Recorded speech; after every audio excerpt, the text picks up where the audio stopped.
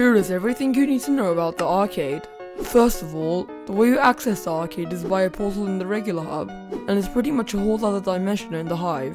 There are a lot of things to do in the arcade hub alone, like 16 parkours ranging in difficulty, the monorail train to get a better view of the massive hub, and most importantly, the hub games.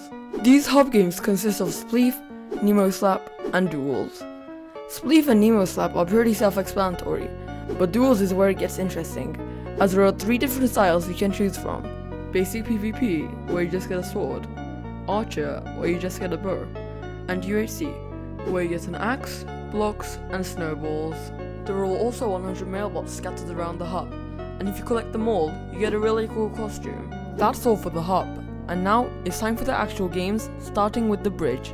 The bridge consists of 2 modes, these being 1v1 and 2v2. There are 3 different kits you can choose from just before the game starts, these being the Leap Kit, the Snowball Kit, and the Golden Apple Kit.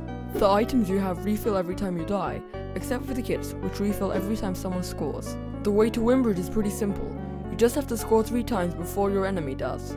The other new game, Capture the Flag, is pretty similar to this, but the way you win is by capturing the enemy's flag 3 times instead.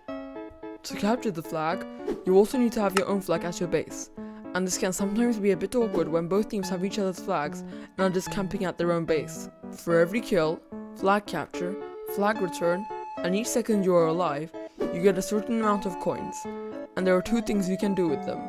You can buy items, or you can do team upgrades. The items consist of stuff like speed berries, iron armor, and explosive TNT, while the team upgrades consist of stuff like upgraded blocks, faster respawns, and absorption hearts.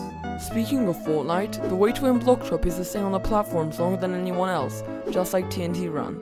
Most maps consist of 4 layers, with some having more and some having less. Okay, so a quick pause. It turns out that no block drop map actually has less than 4 layers, so sorry about that. Anyways, on with the video. There are also a multitude of power-ups, with some examples being the energy drink, the jump boost, and the most OP one, the knockback Nemo. Also, the upper layers disappear as time passes, eventually leaving only the last layer left. Many of you probably already know how to play block drop, as it was one of the 2 returning games in the arcade, the other one being Ground Wars. The way to win Ground Wars is to have more land than the opposite team, which you can get by killing enemy players with your projectiles. Ground Wars consists of 2 phases, these being a shorter building phase and a longer fighting phase. The new Ground Wars also consists of 6 power-ups, with the best being both the armor power-ups and the imposter.